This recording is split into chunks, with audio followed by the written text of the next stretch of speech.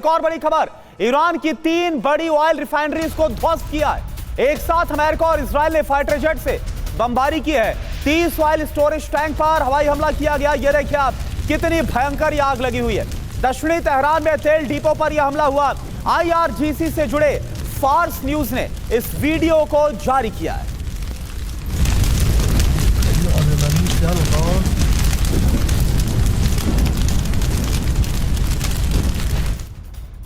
इस खबर के अलावा करज में ऑयल रिफाइनरी पर भी भीषण हमला देखने को मिला है।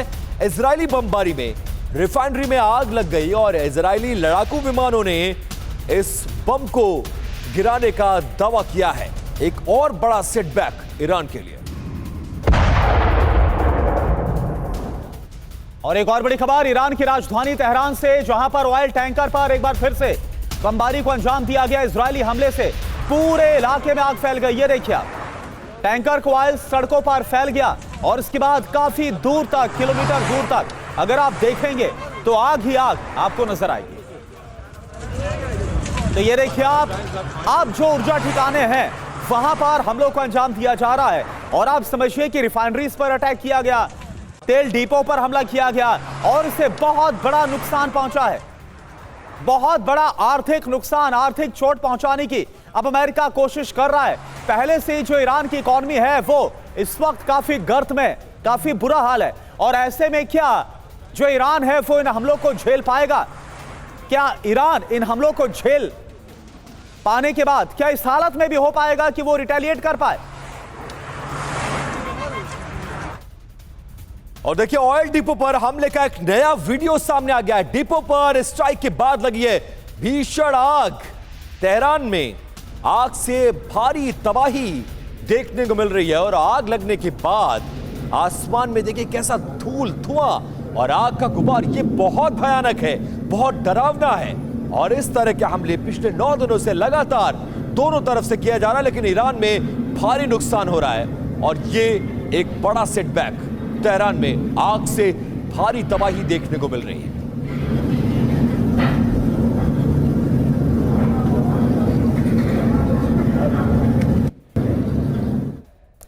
और तेहरान में शहरान ऑयल डिपो की आग बुझी नहीं है। इजरायली एयर स्ट्राइक के बाद यह आग लगी है। आग बुझाने की कोशिशें अभी तक नाकाम। ये देखिए आप, रात के वक्त जो हमला किया गया था वो तस्वीरें हमने आपको दिखाई। अब दिन के उजाले की तस्वीर आप देखिए, कितना भयावह यह मंजर है।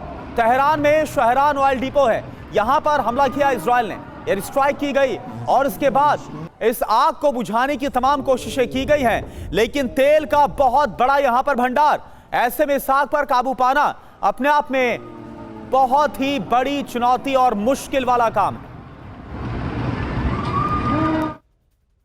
देखिए, दरअसल ईरान की रिफाइनरीज और तेल डिपो पर लगी आग से अमेरिका और इजराइल वहां चोट करना चाहते हैं, जहां ईरान को सबसे ज्यादा दर्द होता हो। तेल के दम पर मिडिल ईस्ट का नेता बने ईरान के इंफ्रास्ट्रक्चर को अब बर्बाद करने की कोशिशें शुरू हो गई हैं। बिल्कुल, और सवाल यही है कि आखिरकार कैसे जो तेहरान है इन हमलों को कितने दिन तक झेल पाएगा। तो तेहरान में जो बारूदी विध्वंस मचा है, इससे जुड़ी सबसे अहम खबर क्या है? ये तस्वीरें भी आप देख पा रहे हैं। एक साथ 7 ऑयल रिफाइनरीज को ध्वस्त किया गया। कहां पर हमले किए गए, टारगेट क्या है, तबाही क्या मची है? जो हमले किए गए वो करज ऑयल रिफाइनरी पर किए गए हैं, कोहाक और शहरान पर किए गए। टारगेट पर क्या, ऑयल रिफाइनरी, ऑयल डिपो। तबाही कितनी मची है आप देखिए, 7 बड़ी ऑयल रिफाइनरीज को नष्ट किया गया है। 30 ऑयल स्टोरेज टैंक को तबाह कर दिया गया है। अब बड़ी बातें आप समझिए, ईरान ने 5 देशों की ऑयल रिफाइनरी पर हमला किया था। ऑयल रिफाइनरी पर हमला क्यों किया गया? IRGC से जुड़ी थी ये सभी ऑयल रिफाइनरी। मिलिट्री इंफ्रास्ट्रक्चर के लिए इनका जो इस्तेमाल है वो IRGC की तरफ से किया जा रहा है। बड़ी बातें आप समझिए, जिसका भी हमने जिक्र किया। ईरान ने 5 देशों की ऑयल रिफाइनरी पर एक साथ हमला किया और इसके बाद यह बदले की कार्रवाई। सऊदी अरब, UAE, बहरीन, कुवैत, कतर की रिफाइनरी पर हमले को अंजाम दिया गया था ईरान की तरफ से। और सवाल यही है महेश सर, यहां पर 2 बड़े खतरे हैं। अभी तक तो हम देख रहे थे जो सैन्य कार्रवाई है वो एक दूसरे के सैन्य ठिकानों पर एक दूसरे के बेसिस पर की जा रही थी। लेकिन अब यह लग रहा है कि वक्त आ गया है उसका, जिसका सबसे बड़ा खौफ, जिसका सबसे बड़ा डर था कि जो तेल है उसमें आग लगने वाली है, और अगर ईरान इस आग में जलता है तो फिर उसका क्या हाल होगा सर? ये एक बड़ा चिंता का विषय है, क्योंकि सैनिक निशानों के बाद अब ये व्यापक आर्थिक निशानों के ऊपर ध्यान दिया जा रहा है, और इससे कई चीज़ें एक साथ होने वाली हैं ऐसा लगता है।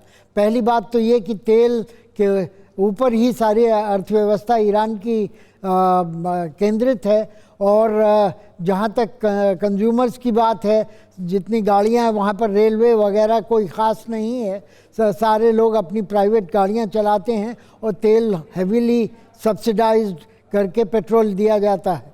तो ईरान में पेट्रोल के दाम दुनिया में सबसे कम माने जाते थे, और ये सब चीज़ें अगर रिफाइनरीज ध्वस्त हो जाती हैं तो इससे बड़ा नुकसान कंज्यूमर्स को होने वाला है, उनका मनोबल बदल जाएगा।